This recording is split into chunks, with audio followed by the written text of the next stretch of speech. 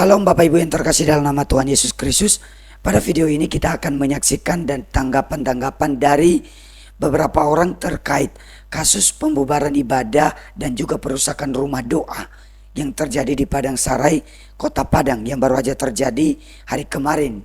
Orang yang menanggapi ini dari berbagai kalangan, ada dari agama Kristen, ada juga yang dari agama Islam. Tentu kita melihat apakah mereka setuju, apakah mereka pro atau mereka kontra atau bagaimana. Langsung aja kita ke video-videonya. Dan terjadi lagi, orang Islam ngerusak-rusak lagi. Setiap hari mendengar berita seperti ini. Emang dasar orang Islam, tiada hari tanpa rusakin rumah orang. Itulah dia ya.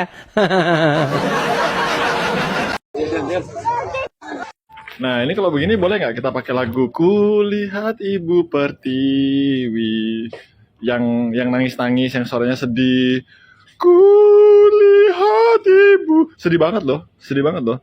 Kita dilarang lagi Padang ya, Padang. Intoleransi di Padang, pembubaran ibadah lagi, ya lagi di Padang.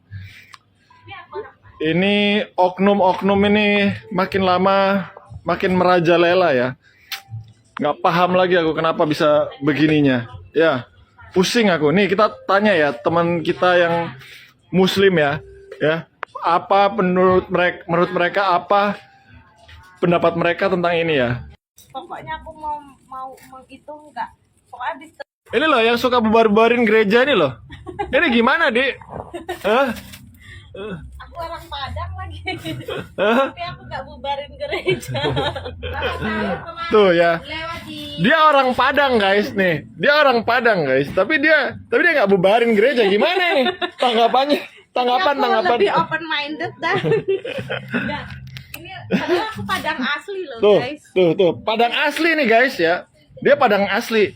Aku lihat Aduh. Gimana nih teman-teman nih, malu nih. Aduh, dia malu nih sama saya nih. Kasihan loh. Umat muslim yang lain jadi dianggap jelek loh gara-gara kalian loh. Sumatera Barat mungkin menanggapinya seperti apa, Bang?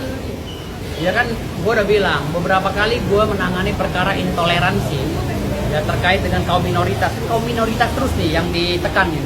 Contoh nih, ini kan lai gue ini kan orang Kristen nih.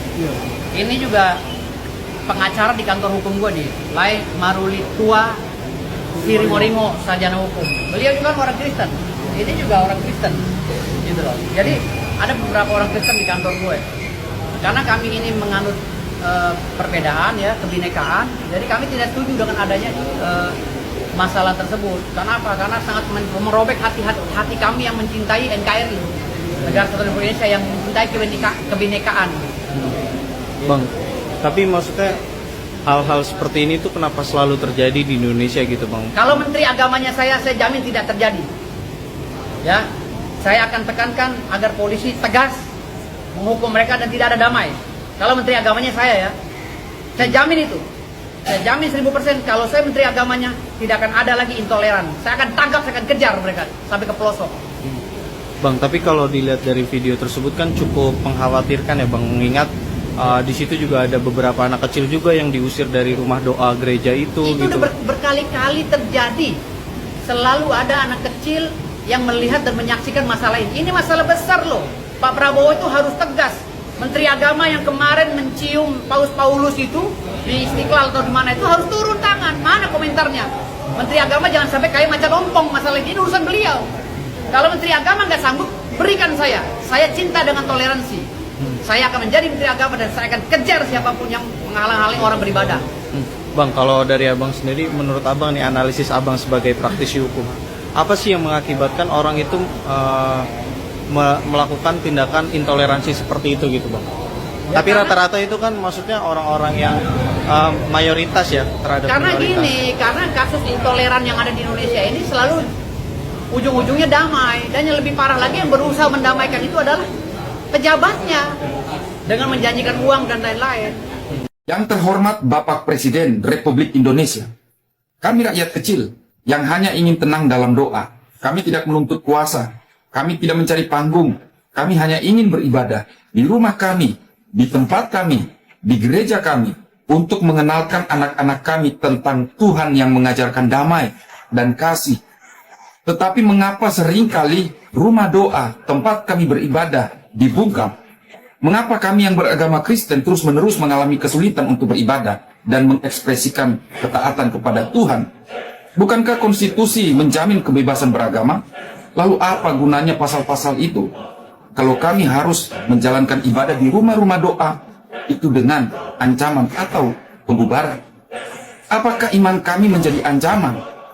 Apakah memuji Tuhan kami menjadi sesuatu yang harus disembunyikan di balik tembok-tembok rumah? Apakah cinta kami kepada Tuhan kami dianggap sebagai provokasi? Saya bertanya, di negeri ini, apakah semua agama sama mulianya di mata negara? Tindakan pembubaran rumah ibadah, perusakan, pengusiran jemaat yang terjadi di Padang Sarai, Sumatera Barat adalah bukan kejadian pertama. Tetapi setiap kali terjadi, sepertinya pemerintah kurang tegas untuk bertindak, bahkan pemerintah pusat sekalipun. Lalu kepada siapa kami harus berseru? Kami mencintai negeri ini, tetapi kami tidak tahu apakah negeri ini mencintai kami kembali. Bapak Presiden yang terhormat, kami bukan musuh negara ini. Kami tidak melawan siapapun. Kami hanya ingin hidup dalam damai dan menyembah Tuhan kami dengan bebas, tanpa takut, tanpa dihina, dan tanpa dituduh menyusupi. Mungkin saja. Kami bukan virus. Kami adalah warga negara. Saya ingin, yang pertama, negara berdiri di tengah dan menjadi pelindung nyata bagi semua agama, bukan hanya mayoritas. Yang kedua, tidak ada lagi pembiaran terhadap tindakan intoleran yang merusak tempat ibadah. Yang ketiga, setiap anak bangsa, termasuk yang beragama Kristen, memiliki ruang untuk memuji Tuhan dengan bebas dan aman. Kami tidak meminta perlakuan istimewa. Kami hanya meminta, jangan ada larangan kami berdoa. Jangan bubarkan kami saat memuji Tuhan. Kami percaya Tuhan melihat, tetapi kami berharap negara juga melihat. Dengan penuh hormat dan harapan, dari saya secara pribadi umat Kristen yang terluka, tetapi tetap mencintai Indonesia. NKRI harga mati. Ini tuh ditunggangi gak sih kenapa kayak akhir-akhir ini banyak banget kasus intoleran ya. Kayak menurut gua harusnya berkaca dari kasus yang pertama kali sempat viral banget tuh yang di villa itu. Itu kan udah kayak kecamannya udah mantep banget tuh ya, dari netizen, dari pemerintah juga udah mulai notice segala macem gitu. Tapi kenapa kayak kejadian lagi kayak masa pelakunya itu nggak takut gitu dengan sosial media sekarang yang udah wah banget, yang udah bisa viral banget, dimana nanti kalau misalkan mereka melakukan hal seperti itu kan pasti harusnya kalau orang bener, orang pinter tuh takut ya mukanya tuh bakal terpampang di mana-mana, dijudge segala macem gitu. Itu kan kalau orang normal gitu takut gitu loh. Nah tapi sekarang nih belakangan ini malah kejadian lagi gitu loh. Kayak ditunggangi gak sih, gue kayak mikir kayak gitu kan, karena kayak orang normal tuh nggak akan berani gitu loh, apalagi bisa sampai mecahin kaca jendela gitu-gitu. Itu kayak ekstrim banget cuy. Menurut kalian ini tuh ada provokatornya gak sih, atau kayak ada yang ngatur gitu? Menurut gue sih satu solusi adalah memperkuat atau memperberat hukumnya bagi para pelaku, jadi nggak terjadi lagi gitu ya. Aksi pembubaran dan pengerusakan rumah doa umat Kristen terjadi di Kecamatan Padang Serai, Kota Padang pada hari Minggu 27 Juli 2025 oleh sekelompok orang yang membawa batu dan kayu. Menurut keterangan dari Bapak Pendeta GKSI Anugerah Padang, ada puluhan anak-anak di rumah doa tersebut untuk belajar agama Kristen. Beliau juga mengatakan bahwa sebelum terjadinya pembubaran tersebut, datanglah Pak RT dan Pak Lurah untuk berbicara dengan Bapak Pendeta dan membawa Bapak Pendeta ini ke belakang. Dan salah satu dari mereka ini meminta untuk membubarkan dan memberhentikan kegiatan keagamaan. Barulah terjadi hal yang tidak diinginkan, yaitu pembubaran dan pengerusakan oleh sejumlah orang ini. Atas insiden ini, ada 2 korban yang masih anak-anak karena mendapat pukulan. Salah satu anak nih ya, itu mendapat pukulan di kaki sampai tidak bisa jalan, dan satunya lagi itu di bahu. Pemukulan dilakukan menggunakan kayu. Korban ini sudah dibawa ke rumah sakit untuk ditangani. Nah, menurut pihak kepolisian, ada 9 pelaku dan mungkin akan bertambah lagi. Menurut Wali Kota Padang, hal ini terjadi karena miskomunikasi antara masyarakat dan pengelola rumah doa. Dan Wali Kota Padang juga meminta maaf atas terjadinya hal tersebut dan menyerahkan proses hukum kepada pihak yang berwajib. Menurut kalian gimana nih? Mantap nggak tuh? Ya, jadi apapun itu ya, tindakan anarkis itu tidak bisa kita terima. Segala sesuatunya tentu di tengah-tengah masyarakat bisa dibicarakan dan ada prosedur terhadap itu. Nah, kami sudah memerintahkan kepada seluruh stakeholders, ya, kita juga sudah menyampaikan kepada seluruh stakeholders untuk bagaimana kita bersama-sama menjaga ya toleransi antar umat beragama, suku, ras dan lain-lain. Namun terakhir kan kita juga mendengarkan dari pihak yang tentunya merasa kurang puas dengan tindakan tersebut. Mereka menyampaikan bahwasanya pertemuan tadi malam ya juga beberapa komunikasi sebelum itu berjalan damai. Cuma memang ada oknum-oknum yang mungkin lepas kendali melaksanakan pemecahan kaca gedung dan lain-lainnya. Ini tentu tidak dapat diterima. Kita menghargai hak dari para korban mungkin ya merasa terganggu haknya dan lain-lainnya sehingga melaporkan ke jalur hukum. Nah, itu sah-sah saja. Namun pemerintah hari ini hadir bersama-sama dengan stakeholder. Kemarin kita duduk bersama ya, kerukunan antar umat beragama menjadi prioritas dalam pembangunan Kota Padang ke depan. Ini itu komitmen kita. Dari hasil mediasi tadi malam ini memang karena miskomunikasi atau ada unsur sara atau seperti apa? Ya, saya rasa ada miskomunikasi ya. Tentu kalau ada unsur sara ya kita menilailah sendiri ya, karena bagaimanapun kami meyakini daerah Padang Sarai ya dengan RW-nya dan lain-lainnya pun juga welcome ya, karena memang sudah majemuk di situ. Nah, namun kalau hari ini ada masalah komunikasi bisa-bisa saja. Nah, sehingga tentu kita akan mengevaluasi ke depan. Saya sudah berusaha mendudukkan tadi malam bahwasanya kita sepakat kita semuanya rukun ya, khususnya di Padang Sarai dan sekitarnya, khususnya RW 13 ya. Dan RW 3 dan sekitarnya. Nah, sehingga ini akan menjadi catatan untuk pembangunan kita ke depan ya. Duduk satu meja ya untuk menyelesaikan permasalahan, tidak ada sekat antara kita satu sama lainnya. Di Sumatera Barat ya, orang Minang, orang Padang ya punya filosofi yang sangat kuat ya, yang dikenal dengan adat bersendikan sarak, sarak bersendikan kitabullah ya. Ini artinya bahwa segala tindak tanduk orang Minang, orang Padang, orang Sumbar yang muslim itu harus berdasarkan ajaran Al-Quran dan Sunnah ya. Artinya segala tindak tanduk termasuk dalam toleransi hidup antar umat beragama itu harus berdasarkan atas Al-Quran dan berdasarkan atas ajaran dari Rasulullah Muhammad SAW. Nah, sekarang kita bahas apa ajaran Al-Quran tentang keberagaman ya. Yang paling terkenal Anda pasti sudah tahu prinsip tentang lakum dinukum waliyadin, atau dalam Al-Quran juga dikatakan la ikraha fiddin, tidak ada paksaan dalam beragama ya. Dan juga harus diingat ya, Rasulullah ketika memasuki Madinah ya, dia memiliki perjanjian yang ditandatangani oleh beliau dengan semua komunitas masyarakat Madinah, termasuk dengan kaum Yahudi dan Nasrani. Apa isinya? Salah satu isi yang terpenting adalah Rasulullah Muhammad menjamin kebebasan beribadah bagi seluruh umat beragama termasuk umat Yahudi dan Nasrani ya. Jadi ya, dipahami itu. Jadi ketika kita mengatakan adat bersendikan sarak, sarak bersendikan kitabullah, artinya tindak tanduk kita harus sesuai dengan Al-Quran dan Sunnah.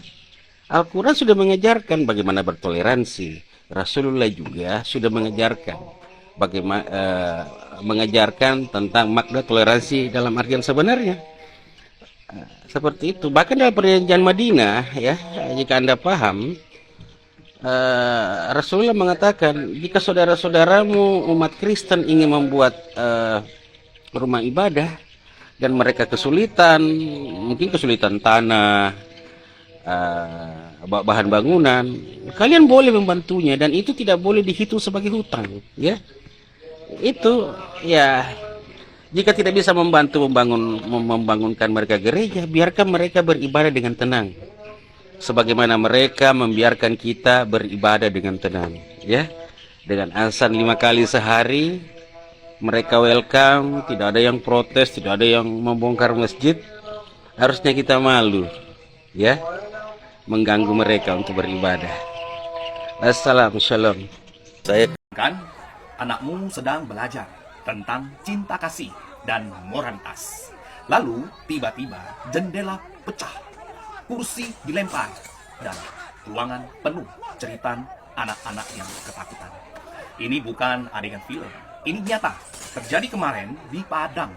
Sebuah rumah doa sederhana, tempat anak-anak belajar agama, dirusak secara brutal. 2 anak menangis dan ketakutan. Puluhan lainnya trauma. Dan ini bukan pertama kali terjadi. Tahun 2023, kejadian serupa juga terjadi di Padang.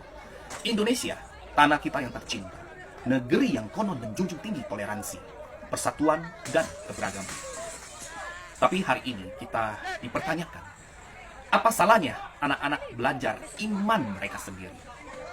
Kenapa kekerasan jadi jawaban terhadap perbedaan? Dalam Undang-Undang Dasar 1945, pasal 29 menyebut jelas, negara menjamin kemerdekaan tiap-tiap penduduk untuk memeluk agamanya masing-masing dan untuk beribadah. Tapi hari ini hukum seolah kalah oleh amarah. Kalau kita diam hari ini, besok bisa giliran siapapun di antara kita. Saya tidak sedang bicara soal agama. Saya sedang bicara soal kemanusiaan, hati nurani, moral bangsa. Sebarkan ini, bantu mereka yang takut bersuara. Jangan biarkan kejadian ini hilang di telan waktu. Tunjukkan bahwa Indonesia masih punya hati. Kita semua sedang diuji. Masihkah kita punya nurani? Masihkah kita punya negara yang melindungi semua? Ini suatu hal yang memang tidak layak lagi untuk ditunggu-tunggu, ya. Tapi memang harus segera, pelaku-pelakunya ya harus segera ditangkap. Semua tadi berasumsi bahwa ini mempermalukan nama daerah, mempermalukan nama agama itu sendiri. Jadi mereka dari teman-teman kita yang beragama Islam tadi bilang, ini mempermalukan nama agama sendiri kan? Karena pasti mereka yang merusak itu dari agama Islam. Walaupun mereka dari oknum, bukan dari agamanya, tapi tetap aja mencoreng nama baik gitulah. Ini gara-gara mereka tidak memikirkan hal itu. Dan tanggapan-tanggapan tadi yang begitu panjang kita melihat tadi ya, bagaimana mereka juga menjadikan anak-anak sebagai korban. Entah apa kenapa muncul di pikiran mereka soal intoleran itulah. Padahal sebenarnya tidak pernah diajarkan. Dan kita berdoa supaya segera ditangkap mereka-mereka ini, supaya video-video yang sudah disebarkan di berbagai media sosial itu betul-betul dilihat oleh pemerintah, dilihat oleh Pak Presiden, dilihat oleh Menteri Agama yang selama ini seolah-olah diam. Karena Menteri Agama kita ini di negeri ini diam gitu loh. Tapi kepada Menteri Kemenham supaya dia melihat ini juga, karena ini kan sudah melanggar hak asasi manusia dalam kebebasan beragama, kebebasan beribadah. Karena tempat ini hanya rumah doa yang memang dijadikan sebagai tempat pembinaan rohani anak-anak. Tapi pada hari Minggu mereka beribadah di situ. Kenapa dijadikan masalah? Kenapa tiba-tiba warga datang untuk mengeruduk di situ dan membuatnya rusak? Sehingga fasilitas rusak, kursi-kursi hancur, jendela, kaca, dan mental anak-anak, orang dewasa juga, mereka takut. Mari kita semua menyuarakan, silakan komentar di bawah. Sampai jumpa kembali pada video berikutnya. Jangan lupa untuk share video ini kepada siapapun yang Anda kenal. Shalom.